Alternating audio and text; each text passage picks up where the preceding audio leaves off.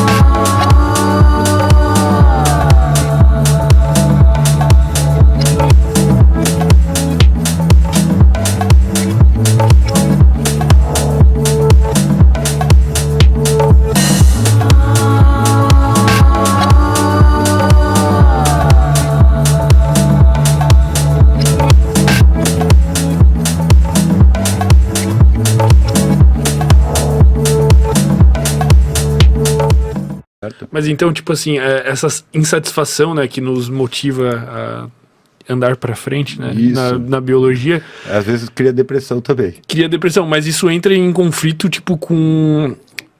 Isso, no meu entendimento, meio que gera uma incapacidade da gente atingir uma felicidade plena. Tipo... Porra, mas felicidade plena é pra estourar os cocos do Gaudério, né, cara? A gente não tá... A gente tem que parar de procurar felicidade plena. A gente tem que procurar viver bem. Viver bem mesmo com os problemas. Viver bem mesmo quando você tá sofrendo. Felicidade plena é os cocos. Mas então é impossível atingir a felicidade, porque ela não existe. Se você atingir um estado de excitação e de satisfação muito grande, teu cérebro vai sensibilizar para ele rapidamente. Ele não suporta isso. Certo? Por quê? Porque ele não depende de um estado emocional que não corresponda à dinâmica do sistema nervoso central. Quando você tem um estado de felicidade, o que você tem é um conjunto de neurônios ativos e se comunicando entre si. Se essa atividade é muito intensa e dura muito tempo, a tendência do neurônio é se autorregular. E como é que ele vai se autorregular? Ele vai diminuir os receptores para esse neurotransmissor. Dá para dizer que esse é um mecanismo de defesa do cérebro, não? É um mecanismo de autorregulação, né, cara? Ninguém consegue estar ativo por muito tempo, o tempo todo. Isso é biologicamente inadequado, né? Então ele vai regular. Então, por exemplo, é o paradigma da desensibilização para droga, né, cara? A felicidade pode estar na cocaína ou na pornografia, certo? Mas com o tempo ela vai perdendo sentido, ela vai perdendo aquela sensação inicial e na intensidade que ela tem, certo?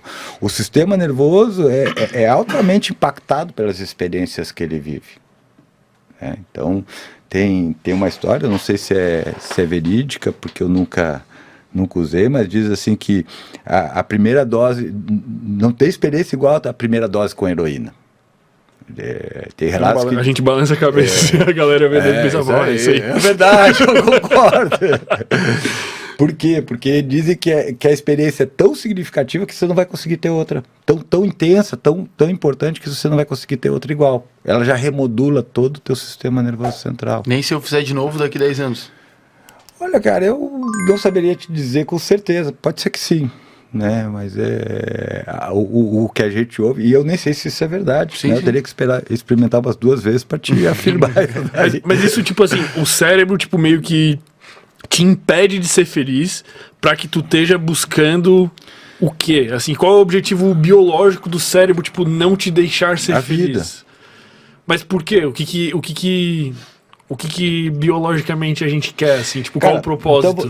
Então vamos primeiro entender qual é o propósito do cérebro, ou pelo menos, vamos entender um pouquinho qual é o propósito do córtex pré-frontal, porque a gente não está falando, nesse caso a gente não está falando de cérebro, a gente está falando de cérebro humano, Ah, tá. certo? E o que o cérebro humano tem de diferente dos outros cérebros, cara? Um córtex pré-frontal extremamente desenvolvido, que eu costumo dizer que é uma camada de processamento adicional. Certo?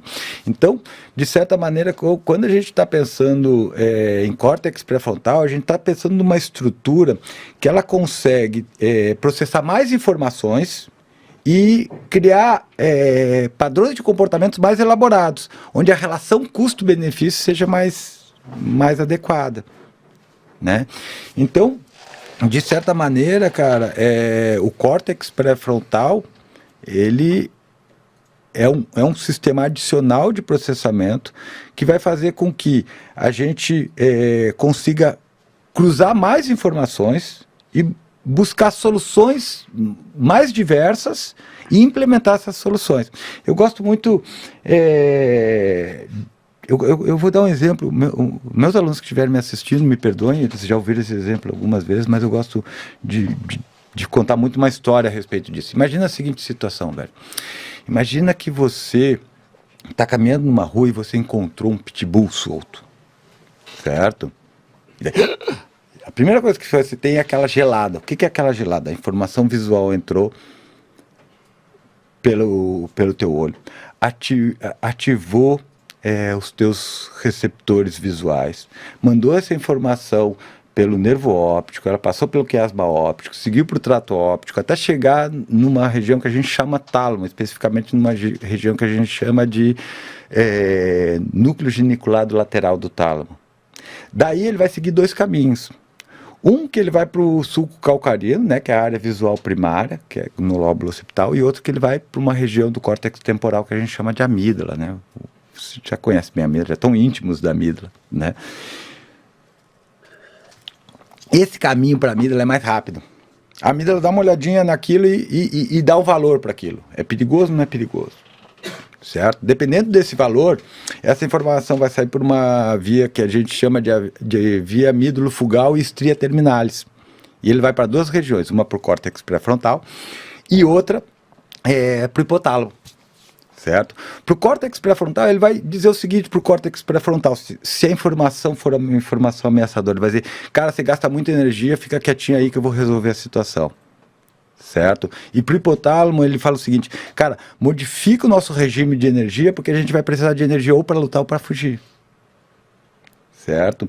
E daí o hipotálamo vai acionar um eixo, que a gente chama de hipotálamo adeno-hipofisário, né? Onde ele vai liberar hormônios que vão fazer com que a nossa dinâmica energética mude. Essa mudança na dinâmica energética vai impactar alguns sistemas, vai impactar o nosso sistema digestivo, que é altamente caro em termos metabólicos para o nosso organismo, vai impactar o sistema nervoso, que nem eu falei para vocês, né? Vai diminuir a atividade de determinadas regiões do sistema nervoso, e vai impactar o sistema imunológico também, certo? Isso ocorre em uma fração milésima de segundo. Milésimos de segundo, né? Imagina o susto que você toma quando você vê alguma coisa que é potencialmente ameaçadora, né? Você toma um susto e segundo depois você diz, não. Né? Eu sempre uso o modelo. Imagina que você está caminhando e de repente você vê uma mangueira verde no chão, Você dá aquele pulo para trás, achei que é uma cobra, segundos depois você já viu que é a mangueira, você já voltou ao funcionamento do nível da água. Então é muito rápido isso, certo? É muito, muito, muito rápido. É mais rápido que a nossa percepção. Bom, mas vamos voltar pro cachorrinho. Vamos. Não, tá ali você diante do pitbull, né? Então, cara, viu o pitbull, você não tem nenhuma experiência com o cachorro. Você não gosta de cachorro, você tem alergia a cachorro. O Maurício odeia cachorro. O Maurício odeia cachorro. Tá o Maurício ali, odeia cachorro. Né, velho? O Maurício, daquela hora, ele paralisa. Por que o Maurício paralisa? Porque uma área do cérebro dele, chamada de substância cinzenta paraequidutal, foi ativada. E essa área foi selecionada e aprendeu a responder desse jeito ao longo da evolução. Porque se ele não ficasse parado ali, se ele saísse correndo direto, é provável que o cachorro identificasse ele como uma presa e atacasse ele. Então ele paralisa. Então esse comportamento de paralisar foi selecionado. Exatamente, fica os dois ali, um olhando pro outro ali por alguns minutos. Quem já teve algum problema com o cachorro da rua já sabe bem como é que é isso. Então, o que acontece? Nesse momento, o cérebro está dizendo que é para me lutar ou fugir. Está me preparando para lutar ou fugir. Ao mesmo tempo ele está vendo rota de fuga, está vendo se tem pedra, pau, alguma coisa do chão, ele está buscando recursos para lidar com aquela situação, certo? Mas de uma forma ainda muito relacionada às modificações do meio ambiente externo, aos parâmetros do meio ambiente externo. Agora vamos pensar numa situação onde esteja uma outra pessoa, uma pessoa que gosta de cachorro, é um adestrador, certo? Entendi. Tem experiência com cachorro. Será que ele ia ter a mesma ativação? Talvez em alguns milésimos de segundo ele tomasse aquele susto, mas imediatamente o córtex pré-frontal ia dominar a situação. Por quê? Porque ele tem um conjunto de experiências que já vai dizer assim para mim, não, calma, deixa que eu resolvo isso. Certo? Então, como ele é adestrador, em vez de ele ficar paralisado, pensando para onde ele vai lutar ou fugir, ele vai usar uma série de conhecimentos episódicos que fizeram com que ele possa tomar uma decisão que não envolva nem lutar, nem fugir. Certo? Então ele se acalma, olha para o cachorro, olha para os sinais do cachorro, tenta alguma aproximação com aquele cachorro, tem uma postura de mais dominante, certo? Então pensar algo racional para solucionar a situação. Eu não gosto de falar o racional, ele consegue fazer o planejamento mais elaborado. Tá. Juntar mais informações, cruzar essas informações e produzir um comportamento onde a relação custo-benefício seja mais produtiva. Isso é o córtex pré-frontal. Tudo esse cálculo, essa inibição de tomar uma atitude imediata é o córtex. É o córtex pré-frontal, que nesse momento a atividade do córtex, pelo conjunto de conhecimento e da intimidade que ele tem com a situação, predominou sobre a atividade da amígdala. E tu falou a palavra cálculo. Tudo que isso que tu fala neurologicamente, o hipotálamo da Silva conversa com o hipotálamo de Souza de acordo com a conexão X, isso tudo é puramente físico? Puramente físico. Eu quero crer que seja físico. Mas né? o que mais que até hoje eu tenho evidências. Podia ser metafísico, né? Por exemplo, as pessoas acreditam em mente. As pessoas acreditam em mente, cara. O que é mente? Onde é que ela está? Onde é que ela está sediada? Como é que ela funciona? Como é que eu manipulo ela? Certo? Então, a gente acredita em metafísica. Tá, mas calma, vamos segurar a mente um pouquinho. Eu quero entender uma coisa que tu estava falando da questão de por que o humano se desenvolveu mais em relação aos outros, assim, né? Tipo, por ter esse córtex pré-frontal mais com essa capacidade. Cara, os hominídeos são uma espécie muito mal adaptada, velho. Se desenvolveram muito pouco. Uma barata é mais desenvolvida que o ser humano. Mas o crocodilo é mais desenvolvido que o ser humano. Tipo, essa nossa capacidade de ter construído tudo que o ser humano construiu se deve muito ao córtex pré-frontal ser mais desenvolvido, ou não? Eu diria que sim, em certos aspectos sim, certo? Mas o fato de a gente ter construído tudo isso não é parâmetro para a gente afirmar que a gente está mais desenvolvido do que outras espécies, né? Porque eu entendo desenvolvimento como aptidão, certo? E a aptidão, para mim, ela está relacionada à nossa capacidade de se adaptar ao ambiente, né? A espécie humana é muito recente, certo? Ela é muito recente e a maior parte dos hominídeos já se extinguiu.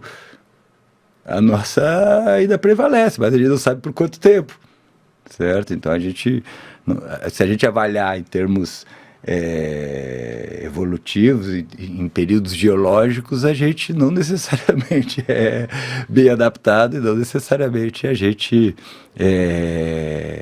tem o design evolutivo ideal, né? A gente não está no topo da evolução. Né? Nada, pelo menos nada comprovado. Mas eu diria, na minha opinião, de quem não entende tanto, tipo, tudo que existe hoje é tão evoluído quanto tudo que existe, porque a gente existe. Tipo, por exemplo, existe uma barata. Cara, de alguma maneira ela evoluiu de sei lá o que pra ela conseguir existir hoje. A gente também existe. O problema não é o quanto ela evoluiu, o problema é o quanto que ela não evoluiu. Nesse caso. Se você for olhar alguns designers, eles são muito antigos. Porque eles são muito bons. Eles foram criados há muito tempo e eles são muito bons e permaneceram até agora. Né? É interessante isso, porque isso é uma visão muito ligada ao funcionalismo, né? Ao pragmatismo. Então, o que é bom? O que é bom é o que funciona. Gostou desse corte? Se gostou, dê o seu like. Se você ainda não é inscrito no canal, inscreva-se. Aproveite para compartilhar esse e outros vídeos do canal, pois assim nos ajuda a trazer mais e mais vídeos. Contamos com você!